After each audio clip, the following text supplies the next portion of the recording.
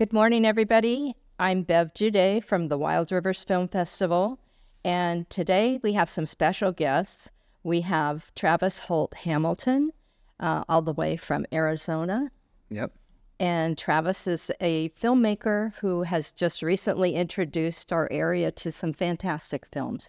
And we also have Kim St. Clair from the Tolowa Dee-ni Nation. Kim is going to talk about how they met with Travis and some of the films that they're interested in. So good morning to both of you, and thank you for being here. Good morning. Thank you. So tell me a little bit about how did you two meet up? Jama, who works in our nutrition program, she gave me a call one day and said, hey, I have this opportunity to bring this filmmaker. Is there any way that maybe you guys, would want to work with us on that? And I said, well, possibly. So she sent me over some information. I think I emailed you. I think it was an email first. Yeah. He sent me over more information. He sent over some trailers of the movies that he had recently done. And so I looked through all of those, and then, literally, we need to get him here. Because her date, she had a date that was literally less than a month away. Oh, wow. So but then after talking a few times and watching the trailers on his movies, they're all indigenous movies, and they were just, they do, the trailers just really capture your interest. And so let's do this. It sounds really cool. Was it you that I sent Iron Man and some of the big movies first? Here's the trailers of my films. No. I'm just teasing. Whoa. Wow, you do the big movies. I was like, wait, I didn't see that one. Just recently, we had the opportunity to see your movie, Touch the Water, and it was fantastic. I can see why you guys snapped up an opportunity to bring him up here and talk. So tell us more about you. How do you decide which movies to make, and what's your background? Did you go to film school? Yes, I grew up in southern Idaho, and actually I didn't know you could go into film production as a kid growing up. Is just so far outside. I guess this is back in the 70s, 80s, and had a roommate in college that had a filmmaking book. And when I saw him I'm like, what is this book? He's like, I want to be a filmmaker. And I'm like looking at him, and in my mind, I'm like, he's kind of weird now. That's weird. I don't know. And so that was kind of the first thought that had crossed my mind in college. And so from there, I was in a couple of little things that I found. I was an extra in some projects, and then I moved. That was in Utah, and then I moved to Arizona and started film school, Scottsdale Community College, the Fighting Artichokes. And so I went to film school, and then in the middle of film school, I was with the Arizona Army National Guard. I got pulled out. I'd finished a screenwriting class. And then right after that, 2001, the towers come down, and then we're getting called up, and I'm getting shipped overseas. And so that writing, it gave me an opportunity with so much downtime. We ended up being deployed for 15 months. And so the way I found to escape that was through my imagination, through writing. And so I wrote our first movie, Turquoise Rose, and then it was kind of still trying to figure out the way, but that's kind of, I guess, the intro of the film. That's how you got here. Yeah, and so there's something special about that movie is because there was, I had started working on commercials. Arizona's a big commercial state, so some big productions with top line people. Film, the crew depth is really small. It's a short list. And so I was working with people that were working in LA and Phoenix, like top of the line, and I'm like, in the grip department or helping, hold a boom pole and such. And so I was getting that experience on real jobs with real crew, and then going to film school. And so when I got deployed, I wrote that film, came back. We made that movie happen. There was 5 of us that had a little bit of film experience, and we went to the Navajo Nation, and shot the first film. We, used majority Navajo actors and Navajo crew, and somehow got that film. But there was something special about that when everybody, it's kind of a majority. There's one guy that had worked on some big stuff for 20, 30 years, some big Hollywood movies and things, just a good guy that he was kind of almost the grandfather in a way of the set. and then the rest of us that had a little bit or no experience at all. But there was something magical, special about that movie. And I know when we got it finished, that like special feeling that was on set, that came across into the film. And so there was that literal, like, there's always the joke of how good your fry bread is you got to put a lot of love into it and some of that idea, but it felt the same way. And so then second film, I'm like, okay, that was a practice. That was like, we've learned some things. I don't want to lose that. And so, too much time to pass before we get the next film made. So I hurried and wrote a script, and within 10 months from the day of writing to having it released on 2 or 3, 4 theater screens, 10 months got the second movie. And then it would turn in, okay, we've got to do this again, 3, 4, 5. And then, then this one again, Touch the Water, which is our 6th feature. That's kind of the Right. the process of going through it. And I noticed, when you don't have a process because you're still learning, you're looking back, like, I don't know how it happened out. And I started to pay attention, the 2 and 3 and 4, like, okay, what is my process? And I'm still learning that and trying to find that. But it's when there's a connection at some point. Sometimes I'm not even looking for an idea. The majority of the time now I'm not, because I have so many ideas. I have so many, this would be a great film, and half a dozen or a dozen scripts that are at least a first draft. And so now I don't really like, okay, I'm going to go find an idea today. It's usually I'm experiencing life, being a real human, and then something special catches my attention. That's almost like my story sense, or the other side of my head's kind of, hey, pay attention to this. And so I'm looking like, oh, wow, and that's the same thing with Touch the Water that happened. I, talked a little bit about at the film screening. My son was in cross country. We were in San Diego. The ocean's an amazing thing to me. It's still very foreign because I'm not, grew up in Idaho and live in Arizona. Not a lot of oceanfront property as the sun backyard. Yeah. Yeah. So, I was on a little jog and ran out the pier, and when I got to the end of the pier, it kind of comes around, and coming around the other way, going towards the sand or whatever at the beach, there was a really old woman that was in a wheelchair and just as old of a man that was pushing her, and the look on her face and his face, just content, and almost in my mind this is the normal scenario, that this is their normal walk every day or however often, and that image and feeling and the ocean there and all of those things combined, I got back to where we're staying, and I got my journal out and just started writing just some thoughts like, well, what if it was from Arizona? What if it was an elderly woman from Arizona? Okay, yeah, well, let's say she's native, and that's kind of the journey of where Touch the Water, where the idea and all of that started. I have another film, More Than Fry Bread. It started, I was on a job shooting stuff with Arizona Highways Television, and there was a little photo of a place we were shooting in Phoenix, that there was a single photo of a fry bread stand. It was just a fry bread stand out in the middle of Arizona somewhere. It was just by itself, nothing around, just sand for every direction you could see in that image. But that image stayed with me. Like, there's something like, why did I, almost observing myself, observing it, okay, there's something to that. And then that eventually, a few other little pieces here and there kind of tied into it. And then that grew,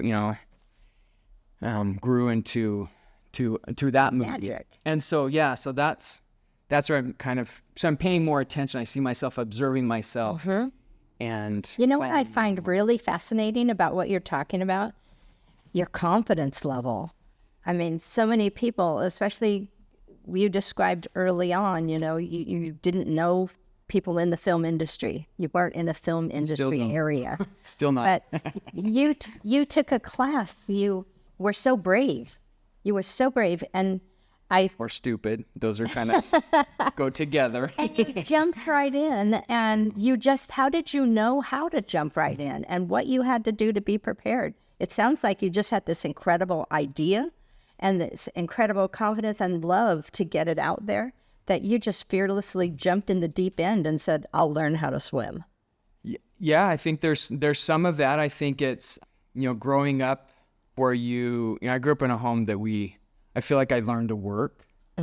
My parents probably like, that kid's never going to get it. He's never going to, learn to work. Well, maybe not at that level, but I feel like I learned to work, and a lot of things, well, it's taught like you can dream and you can go to work, try to make it happen. And so that, yeah, there's a lot of discouragement, a lot of things to turn you away, to scare you off and chase you away. But at the same time, it's like, well, you know, I have help. There's a higher power. I believe in God. I believe in those things where that strength can come from. And even now, I'm even getting trying to get another film shot, that it's just those same little things. Well, how are you going to get the money? You know, the reality things, some of the reality and some it's the fear, but it's kind of like fear or faith. You know, can't have both of those. And so it's kind of a yin yang effect.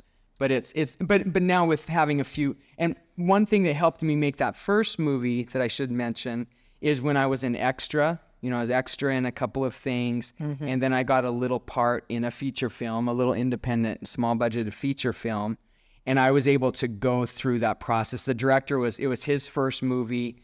I was like, how much can I hang out on set? I mean, so I was there pretty much all the shooting except for a couple of days, and then he allowed me to continue on into post-production with him. So I sat there, he was working on an Avid, and sat there and kind of watched that process, and he even taught me some things. So I edited, and so seeing that all the way through, walking away kind of feeling like I've done it from that experience, then going into film school, there was a little bit, not crazy confidence, but knowing like I've done it, Right. and now I'm learning it. Other people are doing it. Like this is something that's only right now. It's, you know, at that point it was only a year, or maybe two. I don't even think it was a year and a half of like even where it even had that idea that you could choose to go into filmmaking. And so I think it's just trusting, I don't know, having grace for yourself. Like, okay, it's not going to win any awards. Probably it's not going to change the world, or you have those hopes, and Sure, of hopefully that will happen. And I mean, we have kids who are going to think you're Wonder Man out there, who want to go into film. And I think you'll inspire them with your story for sure. And other directors that I've spoken to, many take years to produce one film, and you have just rapid fire, really, put out well, it's been 6 20 of them. years. But Still, yeah. yeah, that's a lot of films. I'm realizing I'm having more clarity over this goal, but early on, it was probably the second movie in there somewhere. So this is 2000, well, almost 20 years ago, 2000. First one came out in 2006, Turquoise Rose. I had the thought and the idea, and it became a goal, like, I'm going to give myself 12 movies. And these are movies, I set some parameters that I've written. They're my films that I'm producing. Like, I've produced another feature that's going to come out. I'm not counting that one in my 12, but having that thought of I'm going to make 12 movies, and this is my school, this is my education. Once I'm done with that 12th movie, because there's always the imposter syndrome that I still deal with, but I was like, okay, at that point, at that point, I'm going to know that that's where I feel like, okay, now I feel like I can go out and make a movie and know what I'm doing, know what I'm talking about, and that having that kind of vision or goal alone has given me so much. I think the easiest word is just grace for myself. Yeah. Like, it's okay. It doesn't have to be perfect. Yeah, the script's not perfect. Yeah, the actors, I couldn't get Tom Cruise or whoever else is your favorite actor of the month. Yes. But who can I afford? What's the best I have access to? Tools, equipment, crew, myself. I'm still learning, and it just gave grace to like, let's go out and see how we can do. And then we saw Turquoise. We did Turquoise Rose, and I had shot a couple little short films before that to kind of get that down and stuff. But yeah, it's just allowing, like, because that stage from your first film, what they call your freshman film, to people that make a sophomore film, like I don't know if there's any stats even out there, but it's drastic. You'll see somebody that's made a film, never made a film again, like numerous times. Like, and then those that make a second film, it's like, oh, okay, just the numbers drop so much. Sure. And so I was like, well, let's just go through it again. But it's that mindset of like having grace, doing the best you can, learning from it, reviewing what would we do different, how would we do it, and then going second and third, like, oh, we made the same mistakes in some areas. Well, let's focus on this, and we focus on that, and then we drop the ball on some other stuff. And that happened through the first film. And I feel like this film, Touch the Water, is one of the is one of the movies that I feel like we've kind of captured that essence from Turquoise Rose, that heart and that feeling, and kind of feel like, and so I've kind of went more to the technical side. Oh, we need to improve the cinematography and the color correction on, I shouldn't be editing it. We should get a real editor and, bring in not original scores or some of that stuff. And then wait, it's still story driven. Story is still the champion of a movie, and story will outplay other things. But if you have those other things of quality, then it's going to enhance the story as well. And those things can go together. And I was going to ask you about that, because the quality of your film was, I thought, fantastic. And we shot it for $47,000. That was another thing I wondered. Can I ask you what kind of budget you use? Because again, you produce a fantastic product. No, we had, lowest film I made was one for $15,000. We tried to shoot it in one day without a script. I was like, well, we can get some actors, improv actors, very good actors. I had like a 5-page outline or something. Like it didn't work. We shot one day and okay, I went back and wrote a script. They're like, we need something. Come on, we can't just go on the spot. And so we went back, and then it was basically 6 days shooting. One day I think we shot 45 pages. Like, that's ridiculous, unheard of. I wouldn't recommend it. But 6 days, and that was my third film. Like, hey, we did it again. We got another practice in. We played another game. We finished. Yeah, we're bruised and bloodied or whatever, but we come out, and that one was easier to get into, get out of being in debt and into the making some money aspect. But I forgot where we were going. Yeah, it just seems like these are passion projects for you. You get so passionate about producing a quality film that speaks to what was in your heart that you wrote, that you forget the fear, which I think is wonderful. Yeah, I don't know if you forget the fear. No, I agree with what you're saying. Yeah, even that, again, go back to that kind of first experience, Turquoise Rose, that the night before we rented a house for extremely good. A friend of mine, they just moved and let us use their house, and we stayed there for maybe 2 weeks, and very minimal, but it was still, I had people in, crew, my wife and I ended up putting it on 11 credit cards. That's how we financed that movie, which was insane.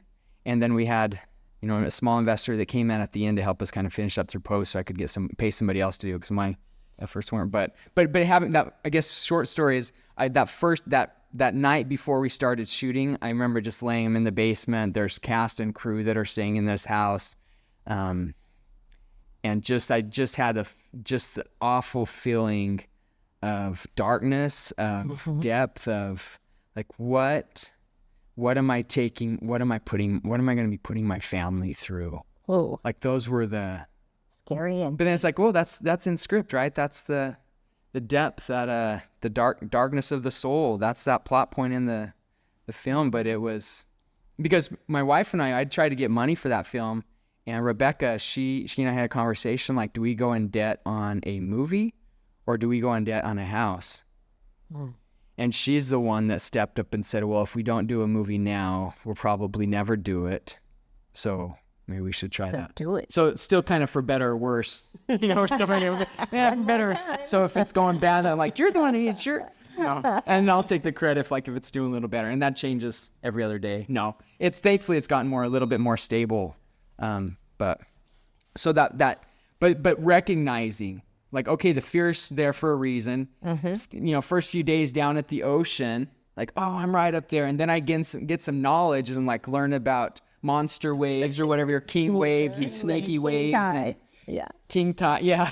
All these words. And so last time I was at the ocean, I was way up on the beach. You're up on the street. Yeah. So it's like, you have to, and those fears are there for a reason. And then like knowing and understanding, even today, with you talking about how to read the ocean a little bit better, there's a certain signs, and having a little bit of understanding. Next time I'm there, then I'm going to be looking for some of those things. So the fear isn't a bad thing. The fear is helpful to keep, like, is this story where it needs to be before we go into it? We spend all these resources and we could have fixed the script, spent another month on the script. So recognizing that, using that, and then also trying to have the tools of how to kind of battle that when it needs to be, listening to it, feeling it, understanding it, and then like, well, I'm not going to go after darkness, I'm chasing light, and going after, like, okay, well, we did this before, crew's going to be there. I'm not all by myself. Sometimes I feel as a one-man band, I have crew, I have cast, like other people that are invested into this as well,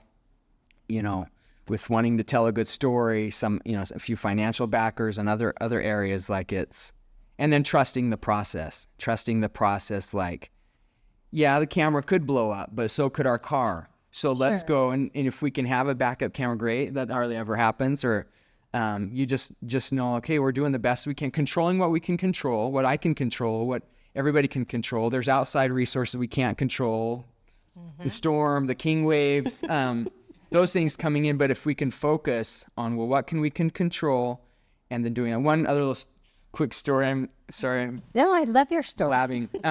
Again, back to Turquoise Rose, just that film that I think it was because we put so much heart. It took so long to make. But there was a scene kind of on those principles of control what you can control and then deal with the rest that happens the best you can. And somehow things work out if you don't give up and you just get back up and keep going. Is it started to rain. So obviously filmmaking, raining. Oh no. And we're outside, we're on the Navajo res. We go, it's raining, we go into a traditional dwelling. It's called a hogan, kind of like a round octagon shaped cabin. Crew and cast, and we're running in there. And one of the actors and I are talking, and I'd lived on the Navajo Nation for a little over a year, and spent some time. And so I understood like having dogs in the house wasn't traditionally acceptable. And so there was a dog that was in. And so it just came up between her and I, kind of bouncing ideas off, ended up like, well, it's the rain. What if we shot the story of those girls from the city coming home to take care of her grandmother break. So she runs in with the dog, and then grandma throws the dog outside and shuts the door in the rain. And so we ended up shooting that little scene while it's raining, shooting stuff from the inside. So we're still okay, but just on the spot making that up. And that's one, been kind of fun scene, gets lots of laughter and gets some people upset because we tossed the dog out, and we fed the dog. Wasn't hurt. We gave the dog lots of mutton. Just well fed, well rewarded. But just that was something we can. Yeah, that flexibility. The flexibility. And the spontaneity of many of the things that you've done. Now, you mentioned crew several times, and I know some of the kids in our audience are going to be wondering about crew. How did you get your first crew together? Were they people you knew? Were they already a crew? No, my track's been like, I've bounced around and learned lots of the positions, probably not very good, but enough that I've spent weeks in those positions. And so kind of have the scars to prove and to show it. And there's still much more I could learn and stuff, but understanding what those do to an extent, some I haven't obviously, but understanding and, looking for people, and there are certain skills for certain positions that are needed. Obviously, if you're going to be a grip or lecture department, you probably need to be able to carry 50, 60 pounds. If you're going to be on the makeup hair side, then you probably should have know some things about color and skin. Yes. All those entities and how a camera is, how a camera reads a face and the different makeups you should and shouldn't use. And so there's all those things. So I think the film, looking at crew and finding one thing I would follow if you're wanting to be a crew, any talent that somebody has, there's a position, there's work that you can do in the film business. There's a need for that skill on a set. I think that's one of the first things in the summer school that we offer to the young folks, anywhere from age 12 to 18. One of the very first things they learn in the first class is that whatever your talent is, it can get used in the making of a film. And they're always kind of awestruck that there's multiple pieces that fit together like a puzzle, and these multiple pieces make the film. So exactly. You described it very well. Exactly. And follow your interest. Okay, I'm really talented here, but I'm more interested over here. Then go and develop those skills so it becomes a talent and explore. And I love it. So I know that you and Kim have some plans for working together in the future on possibly showing a whole group of films.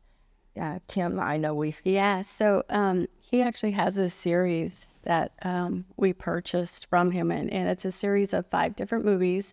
And so over the next year, we are going to be showing those movies. We have 3 engagement nights coming up.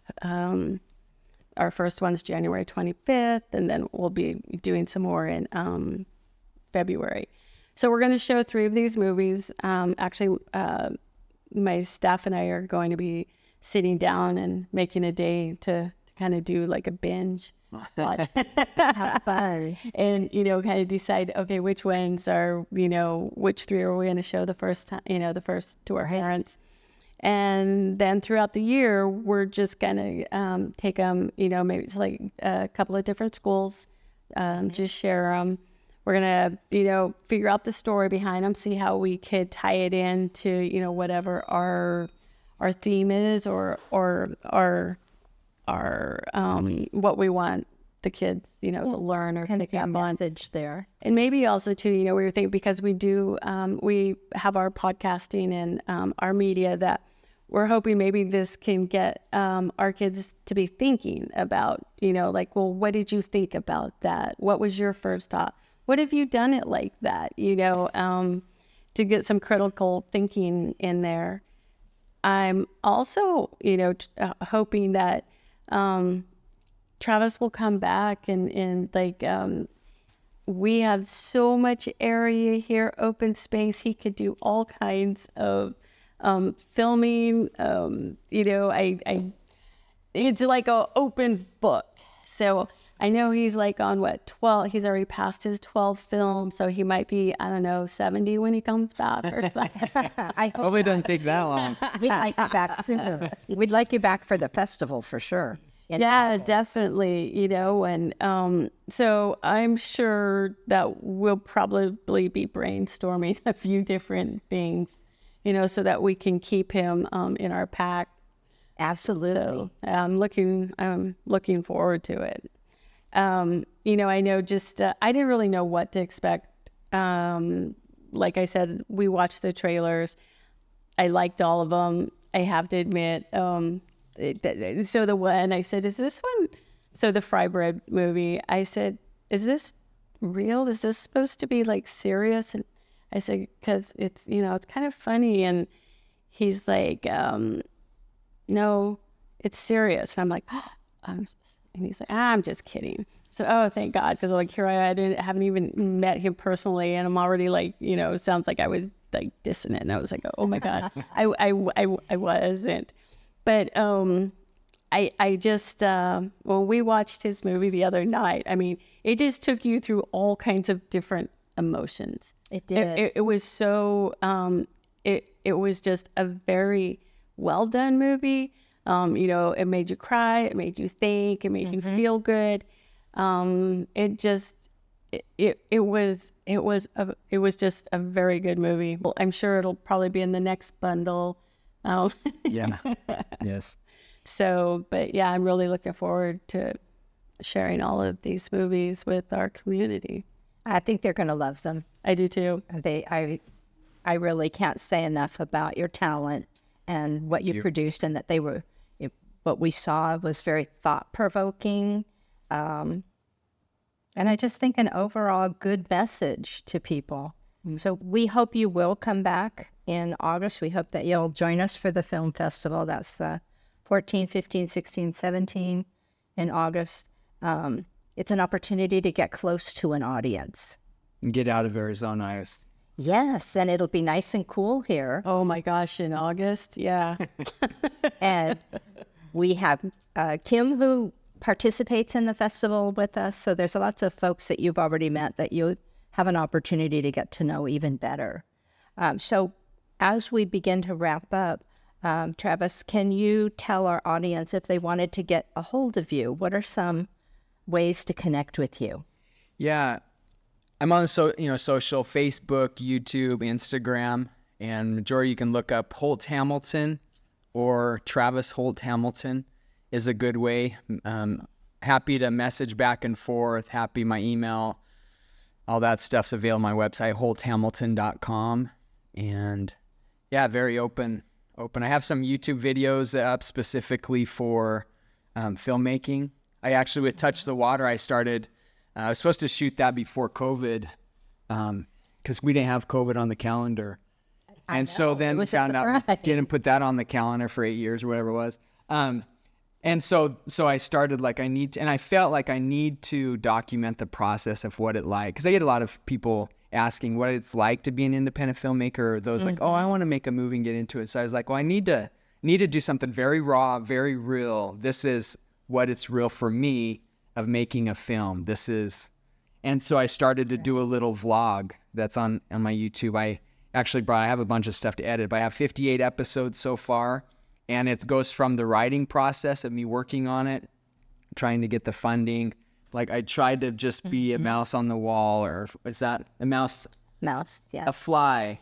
A mouse. Mouse in the corner, fly on the wall. So, Creatures.